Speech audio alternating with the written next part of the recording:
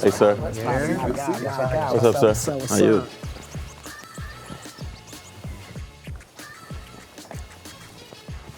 Well, let's get the show started, gentlemen.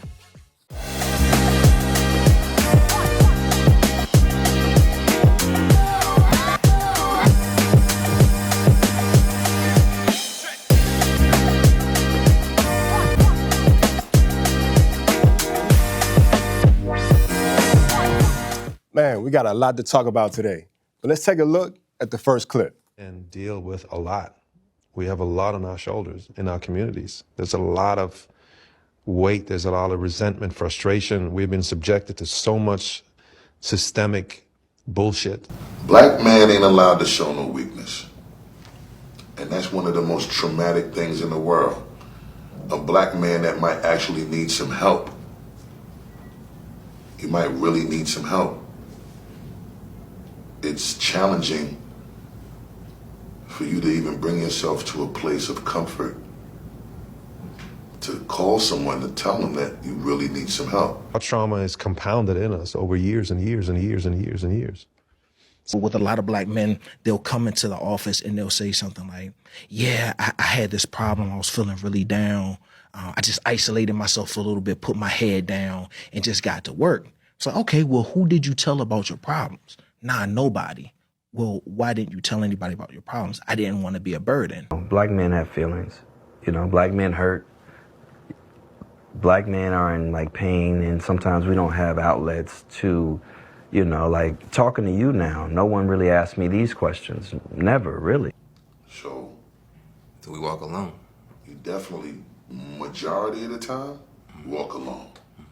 Wow, that was a lot to unpack there. I gotta ask, my brothers, when was the last time, if ever, that you shared you were having a difficult time, maybe in your marriage or your relationship wasn't hitting, or you're really just stressed out about money, or just maybe life wasn't going the way you thought it should be going? With the recent suicide of Dallas Cowboy player Marshawn Nealon, we wanted to talk about those needed spaces in our lives to allow us to open up about our life, our struggles, our fears. We are facing a men's mental health crisis, and black men are quietly struggling alone. All my brothers are back with me, and we have a guest joining us to the conversation.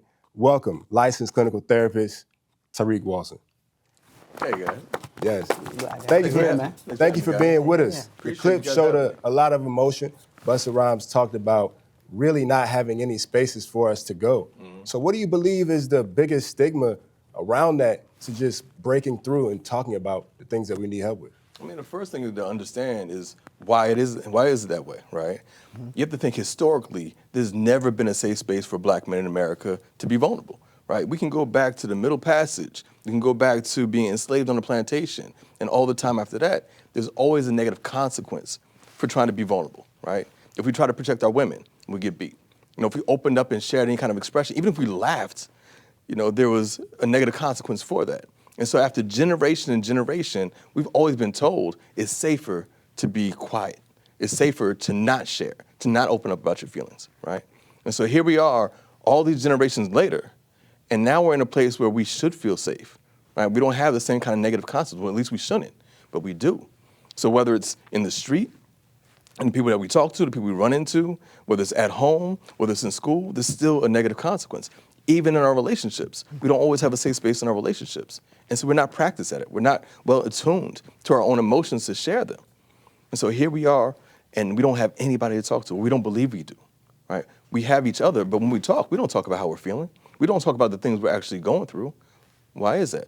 Because we don't want people to know where we're struggling. We don't want to be a burden. We don't want people to think that we can't handle anything, right?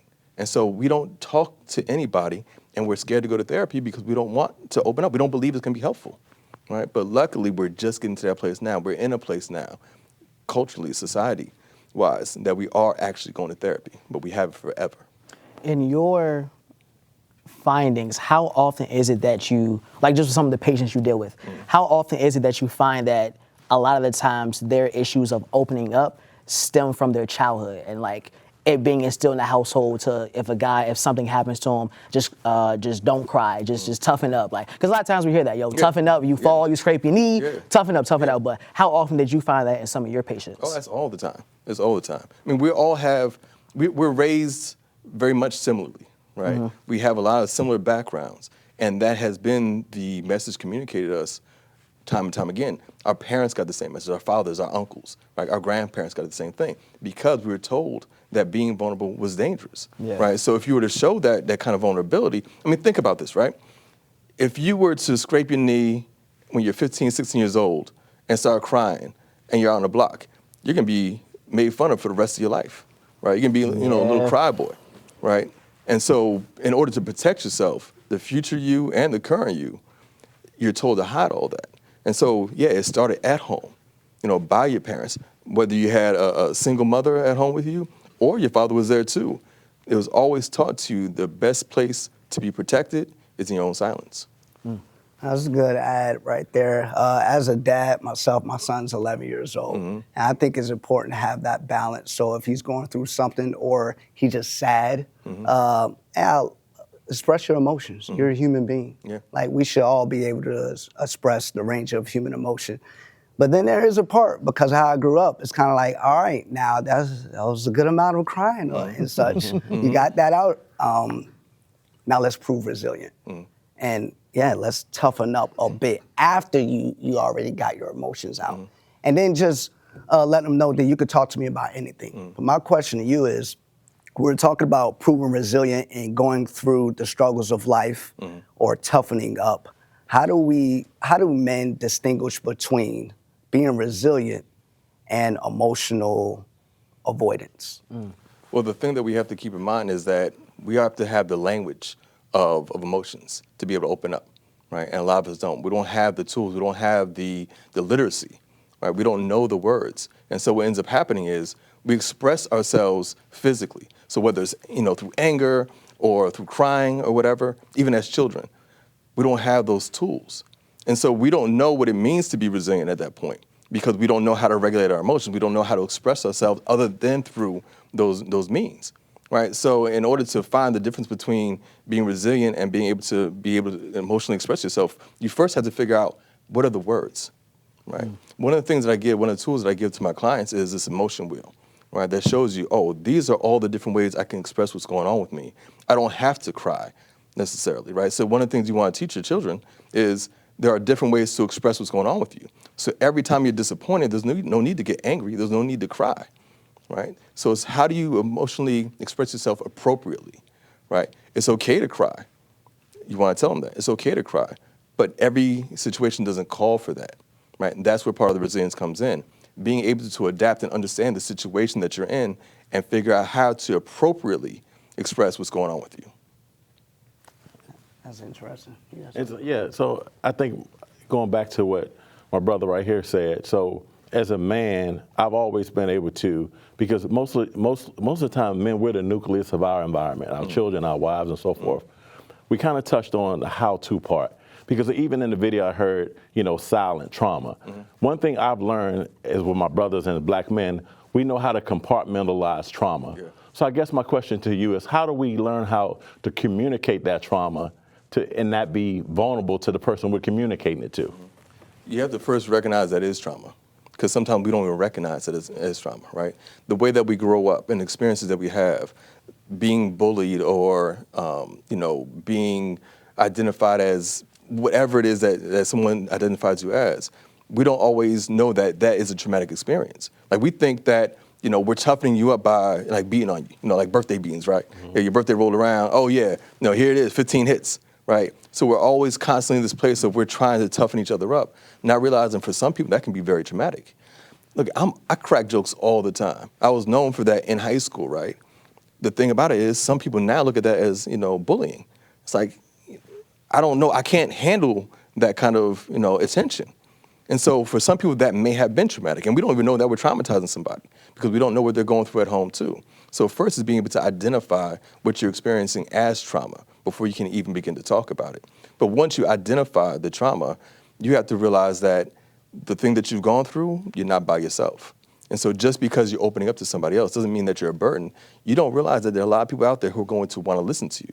One thing that we don't recognize oftentimes is that the way that we feel about other people, people feel about us. So we may think we're going to be a burden. But if I ask a brother, well, if somebody opened up to you and talked to you about what they're going on, what's going on with them, would you think that they're a burden? And you'd be like, nah, I'll be there for them, right? So what makes you think someone else wouldn't do the same thing for you? Right? So you have to be able to be willing to open up to somebody just like you would be willing to accept them if they open up to you. I got one question. I'm a fan of some of the podcasts where the men sit around, and it seems as if the men are more willing to open up in those peer-to-peer or men-only spaces. Mm-hmm. In your opinion, what is it about those spaces that get men to kind of lower their emotional defenses? Yeah, it's interesting. For 6 years, I actually did a discussion forum at a barbershop in Southeast DC, right? And that was a safe space, considered a safe space for brothers, because you don't have people there. They don't think they're being judged in the same way. You know, we feel like we can be open, we can be expressive, and maybe not to the point of, actually crying where it can happen. Mm-hmm. But the idea is this is a safer space. We don't have people who can be there to judge us. And oftentimes I think we look at our sisters as being judgmental. And so that fear of being judged and being, having people who aren't going to be as compassionate towards you shuts you down. But when you get to an all-male space, yeah, I can open up because you could probably understand what I'm going through. Right. As a black male therapist, you have a lot of brothers who want to come see me specifically because they think I'm going to be able to identify with them clearly, right? Yeah, so if you go to a female therapist, you're going to think, oh, well, she's not going to understand me. She's going to, go against whatever I'm thinking, right? That's not always the case, but you have to be willing to open up in those same places. But oftentimes when it comes to us as being around each other, we feel a lot safer to do it, right? Not totally safe, because we don't open up completely. Right. But there are things that we're willing to share with each other that we aren't willing to share in other mixed audiences. Definitely. And that's why we need to have more conversations like this. So don't go anywhere. We're going to continue our conversation on men's mental health.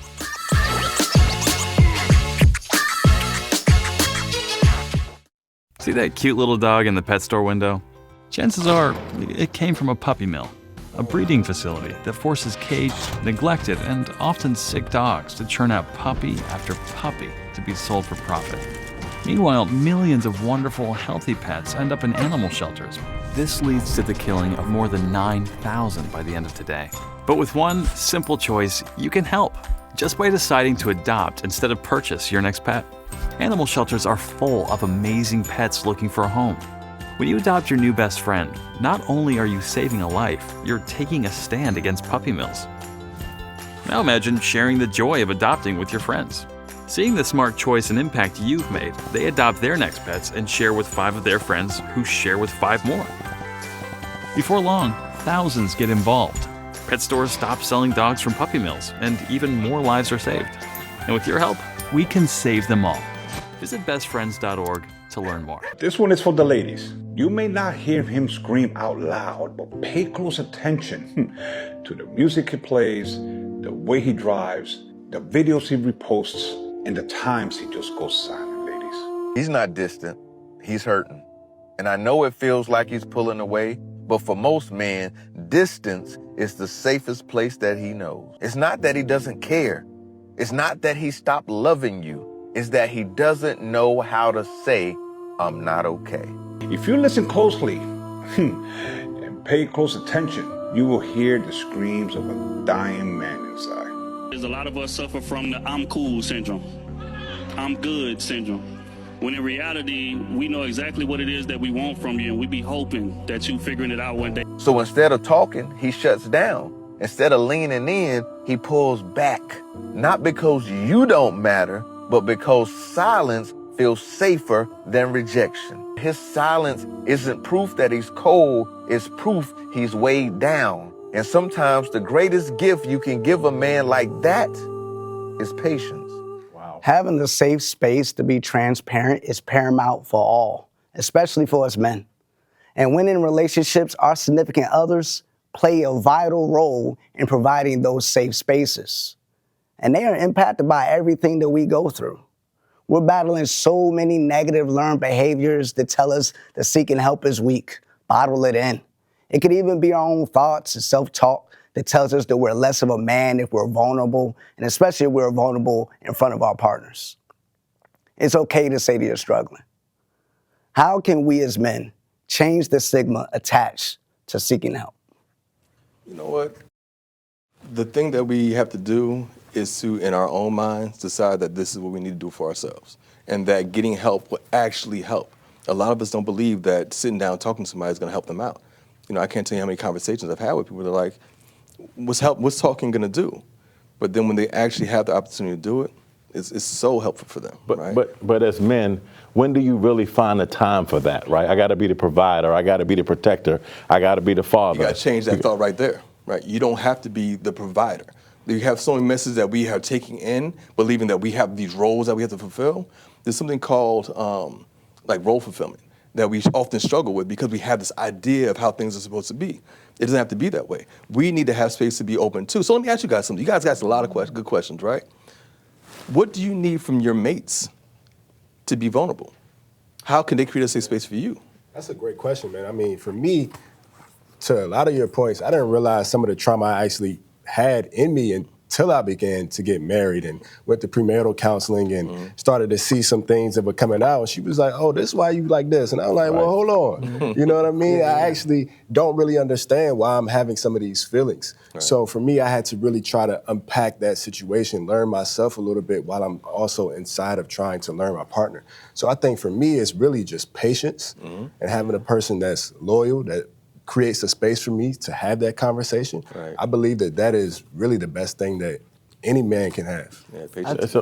I think that, to answer your question, somebody who's not going to throw something back in my face, right? If I'm telling you something, if I'm bleeding, if I'm bleeding, I'm looking for you to help me to patch up this wound. Not to say that my trauma has to now be your trauma, right? Because that's trauma dumping. We ain't trying to do that. But it's just the fact that if I'm going through something, and especially if you know I'm the type to try to keep it in, trying to, hey, what's going on? You see, your energy seems a bit off. But if we arguing later on, don't throw it back in my face, because now once you do that, I'm never telling you anything again. And then you go into self-medication mode, right? Yeah. Then you don't want to talk to nobody. Then you go silent, as the brother was talking about. You isolate, you stonewall, right? And most men, they go to the substance abuse when it comes to struggling and sense. But what you were saying, my John, this is some of the things I say up front.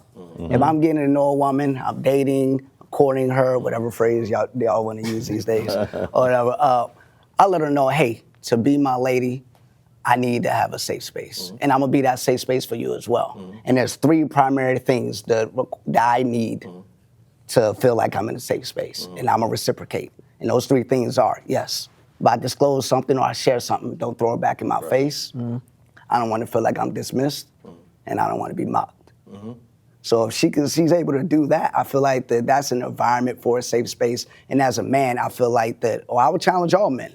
Have those conversations up front while you get to know someone, and now y'all have a shared understanding. But at what point do you express that? You know, because I'm not going to let everybody know what my vulnerability is because I just made them or whatever. Like, you have to give us some understanding of at what point do you ask for space from a person? Like, what level of seriousness in a relationship do you have to have before you be vulnerable like that? Because, men, we're just not vulnerable by nature. But see, I agree with Trell in terms of having the conversation what you need. That doesn't mean that you necessarily are vulnerable at that point, but saying this is what I need in order to be vulnerable. Recognizing the importance of vulnerability when it comes to that emotional intimacy, right? If we want to be connected, I got to feel safe to be able to open up to you, right? I need to be able to validate my experiences. So having that conversation up front is necessary.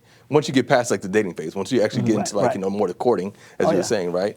But the things that I always talk about that we need to create a safe space are first, patience, right? Compassion is what you're talking about, that lack of judgment, right? Empathy, meaning being able to put yourself in my shoes and understand things from my perspective. Even if you don't agree, just understand my perspective. And then grace, you gotta give me grace. You gotta be able to give me space to be able to mess up and to open up without you immediately shutting me down, which you mentioned also. But I found that part to be a little interesting because that's really not, from my perspective, that's really not reality. Because sometimes telling a mate that you need space could be a trigger for them because maybe they may be lonely themselves, or they may come out of a relationship where that person always wanted their own space. So what does that mean? There's a difference between safe space and space. But that's what I'm saying. But I think my point is this, is that when we say space for my emotions, for me to go and be myself and be by myself, that may not mean the same thing to everybody. Right, and so that's why it's important to have those definitions at hand, right? So if we're talking about having a safe space, that means with you, right? I need a space for me to be able to open up with you. Right. Not that I need space from you. Right. Right. I'm trying to open up in your presence. Okay. Right. So having a safe space is different than give me space. Okay. Right? It also comes from trust, right? Oh, trust without doubt. Yeah, because once you find that trust and once you're able to have that conversation, I trust this person. Like, I can come to you for now. This creates that vulnerability, and now she, can see that. Oh, okay, he's willing to be a little bit vulnerable for me, and I can treat him such as the things that Trell mentioned, and kind of bring it all together for me, because now everything makes sense. I understand why you're going through what you're going through. Right. And people gotta be lifelong learners, man. Oh, without like they gotta constantly grow, because one of the areas that I struggled with was empathetic listening. Like you mentioned empathy. Yeah. So for me to be a safe space for her, I had to understand that she doesn't need advice all the time. That's right. That's very She true. don't need me to coach her or mentor her. I just need to be an ear for right now, and then vice versa. Like, And express that understanding. You have to express that understanding. That's what empathy is, expressing that understanding. She can talk all day long, but if you don't show that you understand her, how she can really be able to be validated? But the natural inclination of a man is to be a fixer, right? So True, but like sometimes they don't. We want to get to the solution, especially because of what we're saying, they're being the provider. Sometimes they just want to, and sometimes us, just want to talk just to get it out. Right. Like, ain't trying to necessarily find a solution. Sometimes you got to wallow in it for a little bit just so you can feel what's going on. And then it's like, okay, now we get the solution. But if you try to go like solution off rip, you may not want to, won't receive it as well. And that goes back to emotional regulation as I'm well. just being selfish. Emotional regulation, emotional intelligence, all them buzzwords, man. Nah, for real. What a great discussion, man. We want to thank Tariq for joining our conversation. We're going to take a quick break, and when we return, we're going to lighten it up a little bit, but don't go away.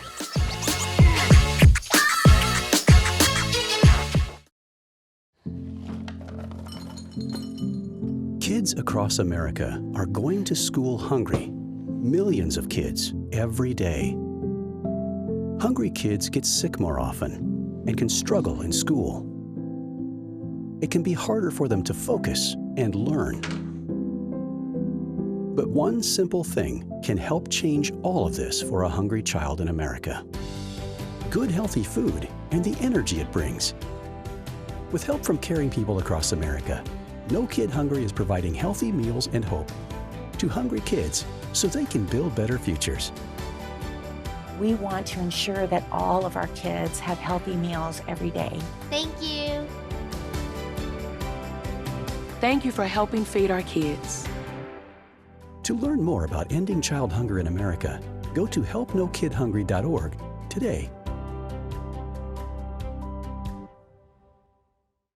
So this is only our second episode, and we're still just 5 black brothers trying to get to know each other.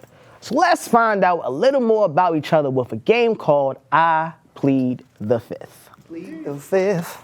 I'm gonna start y'all good brothers off. I think I got a good one for y'all. All right, come on with it. Have you ever been on a date, and while on the date you realize she just not it? Oh yeah. Apparently, y'all have, because y'all single now, so that's the easy one. Why you gonna reveal my answer like that? But some of them went past the first date. You know what I mean? I had one time I'm on a date with a woman. I said a joke. Her laugh was beyond. So that was the first time you made her laugh. I never told Wait, her her laugh the was rest like of that night. nasty? Like you couldn't deal with her laugh? Like or? she laughed. I was looking around the restaurant like, it was embarrassing. So I was like, I'm not taking her out It was like again. an echo to it, or It was bad. Oh my God. I don't even want to go down the road. I might get PTSD. He's still traumatized. Yeah. Trauma. Yeah, we got to get you with the doc. Yeah. Nah. Hey, I got one. All right. Have you ever ghosted anyone? Ooh. I've been told that that's emotionally bad to do, so I don't. So you're always straightforward. I don't think this is gonna work. That's what you say. Yes. I'm at that point where I try my best to explain everything, but sometimes it takes more energy to explain it. Look, just hate me at this point. Add it to the list. All right. Oh well. I'm out. I ain't got the capacity. It ain't never to send a text though, bro. Yeah, like, hey, I don't think this is going well. It's you never know, just sending a text because you send a text and then it's an explanation of that. That's why you got. but just don't respond. Then you're on the whole text chain. How long you been off the market? This market's crazy. He said the market's crazy. Here's the question: at what, if y'all dating and get to know each other, at what time do you owe them some closure? I think after you really have, gone into some length a little bit more, maybe I kind of got a little more intimate or something like that. But if it's early and we just kind of been texting and it really didn't, you know what? It is what it is, bro. It's like more than Kick two rocks. links. You link with Shorty more than 2 times. I mean, y'all had a. What do you mean, link go out or link? Like, yeah, you got to break it down for the audience. Like when two people gather. The second date. Did y'all hook up or did y'all go out? What I mean, explain. I want to know. The second date, if you've spent quality time with this person, so we've been out on more than 2 occasions, and I've spent over an hour with you on those both occasions. We spent some quality time and had some intimate conversations. I feel like they're owed. Owed to your disappearance. I must be old because I wouldn't even think about time. I'm thinking about how much money I spent. What you got, bro? Exactly. So let's be clear. I'm playing the Let's be game very how the clear. ladies play the game. I feel like ladies disappear all the time. I'd be like, well, same thing. Let's go. That's true. Playing defense and offense. Let's go. Right. There you go. All right, man. Let me get one for y'all. Has social media ever made you feel behind in life? Wow. I ain't gonna hold you. I'm gonna plead the fifth. You gonna plead the fifth? I'm gonna plead the fifth. I'm pleading the fifth on that one too. Yeah. The fifth is being pled in this seat. Yeah. I don't see a no, but I'm guessing I'll plead the fifth. Like, comparison is the thief of all joy. It is. Yeah. But let's be real about it. We were just talking about mental health and everything that, it is. It's a lot of pressure on social media to live up to an imaginary world. And it's be crazy to sit there and think that we are not actually looking at other people like, dang, man, I would love to be in a Lambo or whatever the case is, or just have some of the other things. So I would say for me, I think it's human nature in this social media world that you are looking at some things in comparison. I mean, I don't know. That's just me. I'm not going to plead. And I think probably for Anthony and myself, yes, in the sense of looking at other relationships or the way people handle their marriages or their spouses, right? It can have a certain level of make you feel insecure, like, well, I should have did that, or I could do that, or I could have handled it something differently like that. That's just my perspective of feeling. Hey, man, everybody stop doing that. Run your own race. Yeah. You know what I mean? I wish I could look into the audience like that, but run your own race. Don't compare yourself to anybody. You are unique. You are valuable. That sounds good on paper. That's the trail right there. That sounds good on paper, but it's in the book. I think it's easier said than done. But look, I'm gonna get y'all try to get at you another one. Let me see. So, have you ever been attracted to a friend or a sibling, or maybe just somebody that you feel like you wasn't supposed to be, and you acted on it? Did you just ask if we was attracted to a sibling? Come on, man. No, You better. it says if you're attracted to a friend or their sibling, significant other. Okay, hold on. He got a whole part right there. Hold on. Hey, man. This ain't the show. Hey, man, look. That's what the card says. So wait, you reading the card goes wrong. Right. Who gave you that one? So wait, you said. So it says your friend We or should be your, playing or Never your Have I sibling, Ever. significant other. Or Your it's friend maybe just or somebody your- you're not supposed to be. So your friend or your sibling, Are they gonna see significant this? other. Are they going to see this? Man, you can plead the Yes, they fifth, gonna bro. see this. This is Of course. But if I plead the fifth, then Hey, I don't know. You might want to plead the fifth. It sounds like you might be guilty anyway, bro. You're deflecting. You're deflecting. I get what you're saying, though. Basically, being attracted to one of your man's siblings and things like that. okay. Wait, okay, yeah. If your brother's wife. Am I acting with it? Or I think she look good. Can I get my thing? We're the DMV. I got to ask this question. Okay. Have you ever dated outside your race? Yes. I lived in Japan, bro. I was in the military. It's inevitable. Hey, man, shout out to all the Latinas in the world. Oh, my God. That part, too. I love In the women. words, But I love my sisters, don't get it Yes, twisted. okay. Hold on. Right. in the words of Dr. get it Umar, snow bunnies never, black queens forever. Come on now. Okay, put your fists up because you got on the, Matter of fact, you know. the right About the You know me? salsa bunnies.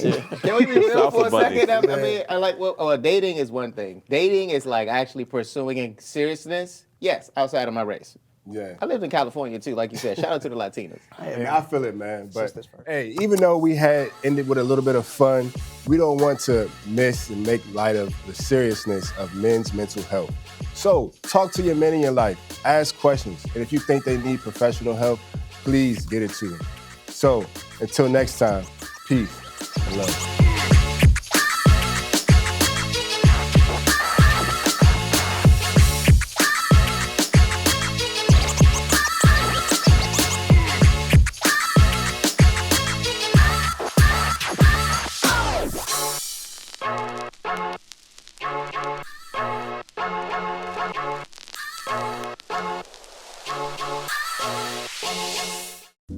When I look at all these success stories, I cannot help but think it all started by getting my high school diploma.